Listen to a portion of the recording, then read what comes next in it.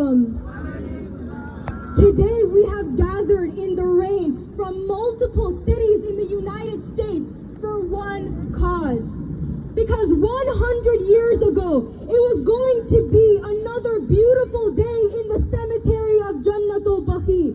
The birds were chirping and the golden domes were shining beneath the sun. Suddenly, everything changed. No one knew that this change would bring a huge scar to the face of humanity. Let's start with the streets of Medina. Women and children were being killed brutally. All you could hear were screams and cries for help.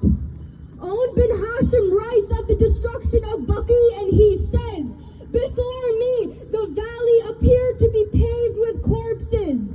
There was not a single tree which didn't have one or two dead bodies lying near its roots. And most importantly, the shrine of the daughter of our prophet, the queen of the women in paradise, her shrine, along with some other sacred family members, was destroyed."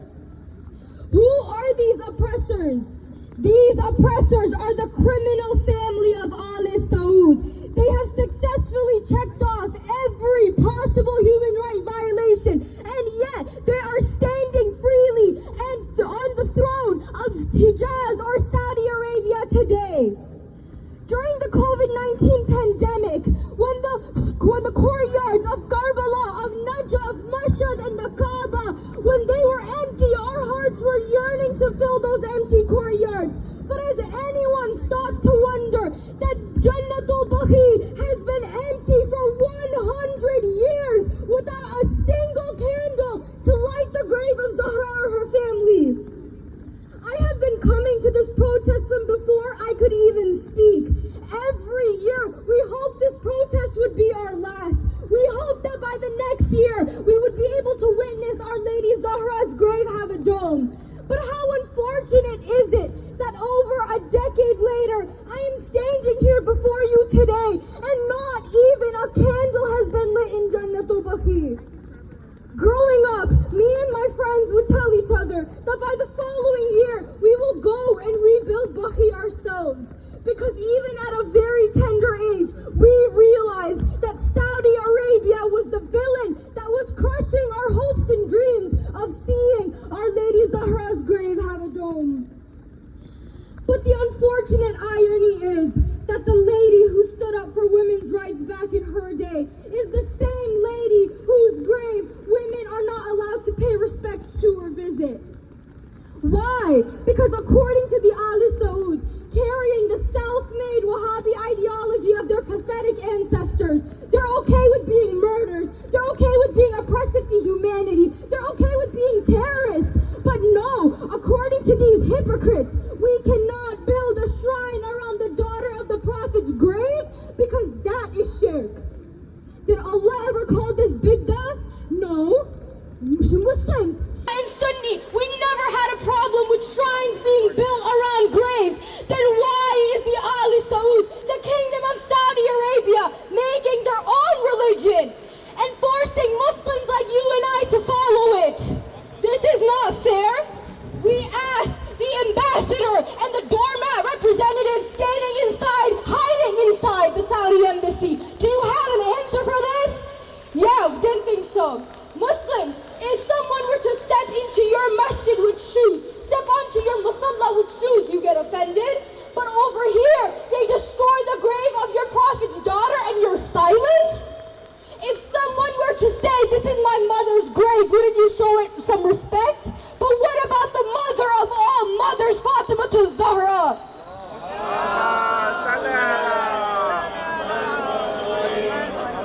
1925 was the beginning of the systematic destruction of our heritage, both inside and outside Jannatul Baqee and Mu'alla. They destroyed the grave of the Prophet's daughter, uncle, cousins, and siblings, and they destroyed the grave of his companions. This is why lovers of the Prophet and his family realize that the heritage of Islam is here in Baqee. But did the Wahhabis care? No. They destroyed Abu Talib's grave, who gave everything, including his sons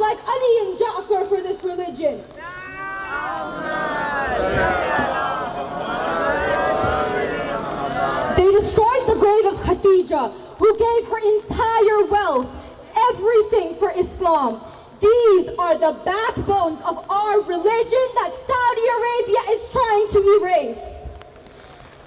They destroyed Yunus's grave. Is Yunus just an Islamic prophet? No, he is the prophet of the Christians, of the Jews. Hey America, we have a common oppressor, the Kingdom of Saudi Arabia. Heritage should be protected solely because it is a part of our identity. Baqee is a piece of us. A piece of us that Saudi Arabia has been openly destroying and getting away with for over a century. We are here to remind the world that we have not forgotten. The Kingdom of Saudi Arabia is violating the basic human right of religious freedom. We are here to remind the ambassador that demolishing Baqee was an open crime that cannot be compensated for. In many countries, it is a punishable offense to destroy, desecrate, or even vandalize a grave, regardless of who it belongs to. And the Wahhabis claim to be the lovers of Prophet Muhammad. Since when is it okay to desecrate the grave of the family of someone who we love and respect? The Prophet said, whoever displeases Fatima displeases me. Whoever displeases me displeases Allah. So we ask the Kingdom of Saudi Arabia, what makes you think you are a Muslim country that can accurately represent the Muslim faith when you shamelessly displease the Prophet? Not just graves, but they destroyed the house of Hamza, the uncle of the Prophet. They destroyed the house of Salman Farisi. What threat did these houses pose? Not just that, but they turned the house of the Nabi and Lady Khadija into a public bathroom. Now tell me, what Muslim country does this? Muslim countries are supposed to preserve Muslim heritage, not turn them into public bathrooms. If people did not believe the zulm, the injustice being done to Ali Muhammad, then take them to Baqee and show them that the injustice continues on the Ali Muhammad, even centuries after they have passed. But the fact is that the Al Saud destroying Baqee is not our only problem with the Kingdom of Saudi Arabia. And not only is this just a Shia issue or a Muslim issue, this is a humanitarian issue.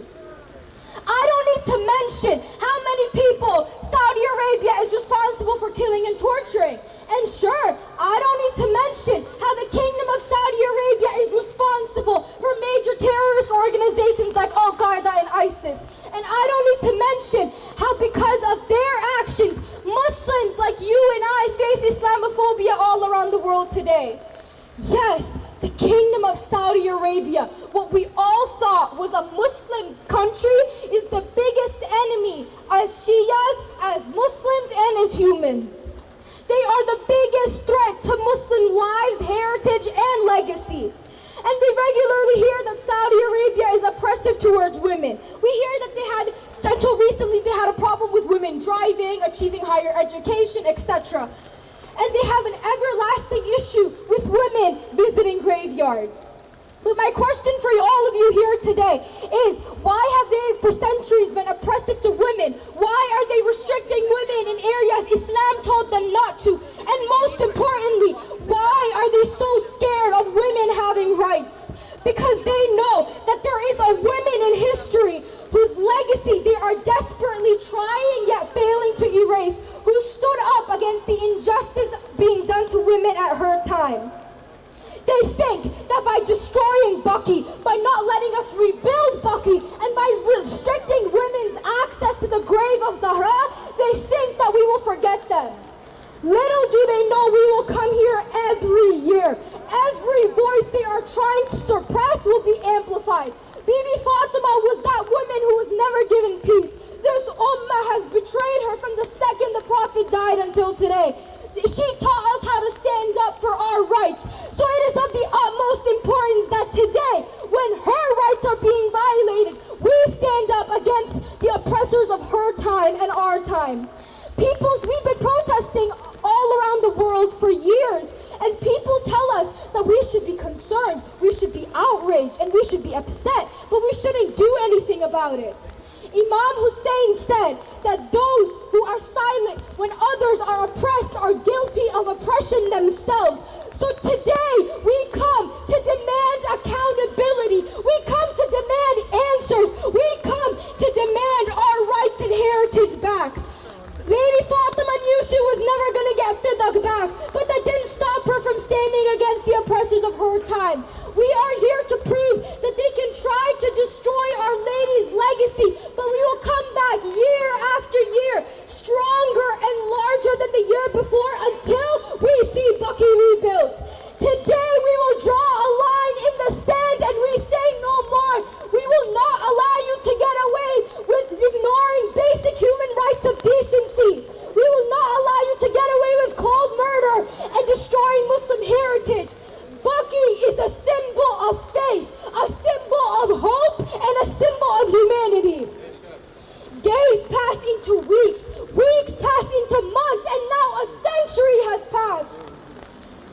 The pure ignorance of the Saudi Arabian embassy we see every year. With the world watched as the doormat, pathetic representatives of the Saudi embassy refuse to accept the memorandum presented by a crowd of Muslims. Maybe because in it is a list of human rights they violated. Or maybe because in it we demanded our rights and heritage back. We demanded our lives back. We'll never know. Keep hiding, Saudi. We hope we don't need to see you next year. Al-Baqee! Al-Baqee! Al-Baqee! Al-Baqee! Al-Baqee! Al-Baqee!